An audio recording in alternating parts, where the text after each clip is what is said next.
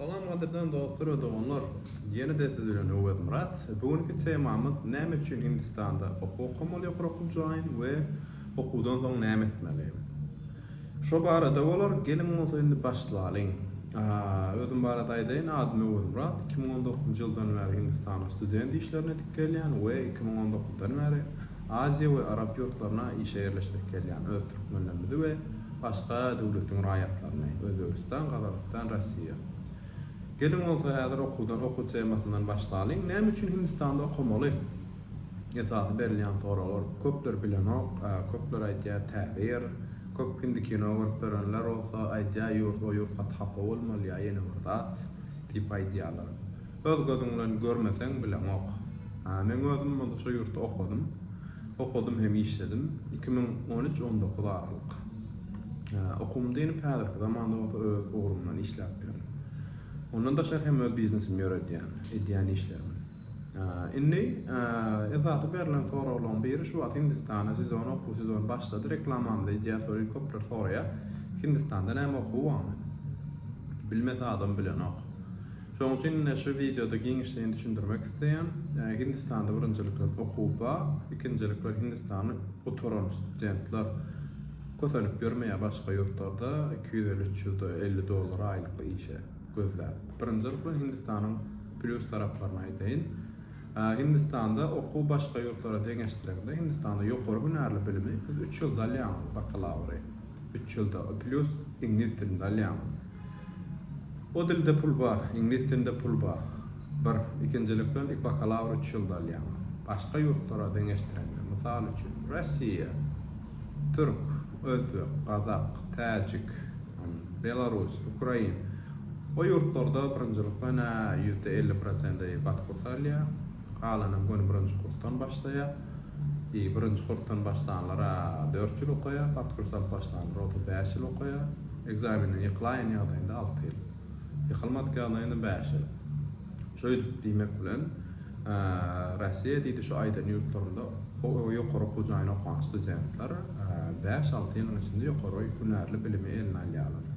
Bakalavry. Şonluk bilen okuwdyna soň Türkmenistanda tasdiqlap bilýärler bilen oňa men toşna anyk informasiýam ýok. Tasdiqladanlar bar bolsa bolup biler. Indi olsa Hindistana geçelim. Hindistanda aňa aýdan ýurtlarynda okuyan studentler, 5-6 ýyl okuyan studentler Hindistanda 3 ýylda ýokary hünärli bilimini alyp bilýärler. Näme üçin Hindistan 3 ýyl? Horo. Hindistanyň okuw sistemasy Britaniýanyňka we Amerikanka deň gelýär. Sebäbi Hindistan öňün geçmişde Britaniýa koloniýasynda bolan. Hindistanyň ikinji dili ingliz dili bolup durýar. We şoň üçin Hindistan universitetlerinde hemme sabaklar ingliz dilinde okudylýar we berilýär. Hindistanda edilmeýän Okan Üniversiteti, Pune Üniversiteti bolup durýar. Hindistanda okundyň studentlaryň diplomy tasdiqlanylýar. 2015-den beri. Ondan da hem okuw töleglerini Türkmenistandan geçip bolýar. Banklardan 3 manat 50 teňeden ýene bir ýyla aýdýan. Beýdimek bilen elinde dollar bolsa 3 ýyllyk okuw tölegi $190 bolýar. Näme üçin? Hindistanyň 3 ýyllyk universitetiň tölegi 3 ýyllyk universitete töleýän $1100. Onuň 3 manat 50 teňeden geçirýän bankyň bir plusy. Okuwardan başga ýurtlara deňeşdirende. 2. Dil. Pul bar dilde okuýanys 3 ýyl, 2,5 ýyl wagtyňyzy özüňde sahlaýan edýän. 4. Okuwun dynamyzdan soňra iş tapmak gatan zat. Näme şu gatan zat? Sebäbi diplom güýçli. İkinji sebäbi ingliz dilinde universitetde ýyldamaz. İsteseňiz öz ugrunuzdan gidip bilýäňiz, internship diýen bir zat var, internship alyp gidip bilýäňiz. Akopýarda bolsa internshipde de gün başdan başlap bolýar. Karyeramda. İngliz dili muallimçiligi diýin, ekonomika diýin. Haýsy ýurtlarda işläp bolýar? Eger Türkmenistanda işläsiň gelmese. Aziýa ýurtlarynda we Arap ýurtlarynda. Aňarda işi näde tapmaly? Urup durýarmyzmy? Biz urup durýas. Men özüm aýdyşyny Work and Travel firmasynda işleýän we şo firmanyň lisensiýasy men öz adyma. Şoň üçin onuň o meselesinden arkaýyn bilirdim. Biz üniversitede ýerleşdiren studentlaryň hemmesine näde okundyňdan soň nädip daşary ýurtda iş tapmaly, ony özümiz okundyňdan soňra bize ýurtda geňişligini düşündirýär. Ondan daşary biz şu ýakynda başladyk diýýän boljak. İnglis dili kurslaryny ýasadyk we ene uje häzirden ene şu videoň aşagynda nomer berer. Eger kimde kim özü okasy öwrenip gelýän bolsa, şu nomere ya e-maila SMS ýazyp bizden habarlaşyp bilerler, giňişligini informasiýa üçin. Indi oku barada aýtdym. Näme üçin Hindistanda okumaly?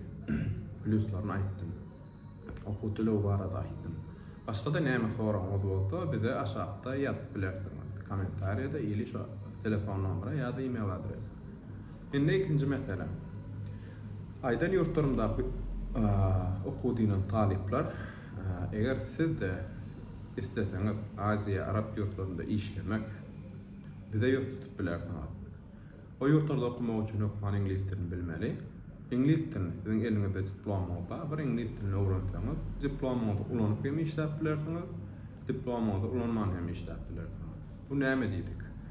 Aziýa ýurtlarynda diplomanızı ulanyp, istendik diplom, tapawut ýok ingliz dili muallimçilik ýa-da computer science bolsun, näme bolsun, ingliz dilini bilseňiz, sertifikatyňyz bolsa, siz arkaýyn ingliz dili muallim bolup işleýäňiz. Dokumentalny, iş vizasy bilen. Yok, men diplom ulanjakka ýöne ingliz dilini öwrenjek we Arap ýurtlarynda otel, restoran işlerinde işlejek diýseňiz, oňa da kömek edip bilýär. Biziň üstümizden ingliz dilini öwrenseňiz, ondan daşary biz size şeýle bir mugut kurs berer, nädip öz başyna Arap ýurtlaryna ýa-da Aziýa ýurtlaryna işe ýerleşmeli.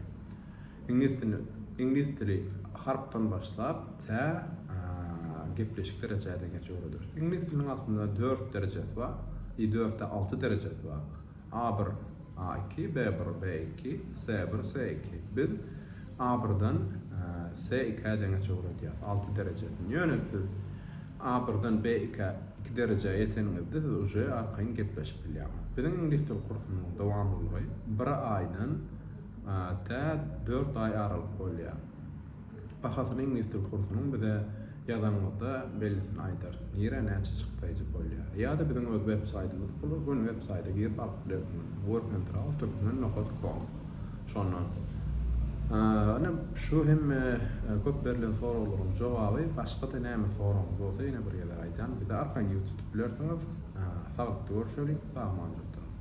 Bize like basyň, bu videony paýlaşyň. Sebäbi köplere bu informasiýa köpler bilen olar. Köplere yetsin, bilsinler, öwrensinler, düşünsinler. Peýda bolar diýip pikir edýär. Sag bolun, sagmanjykdyr.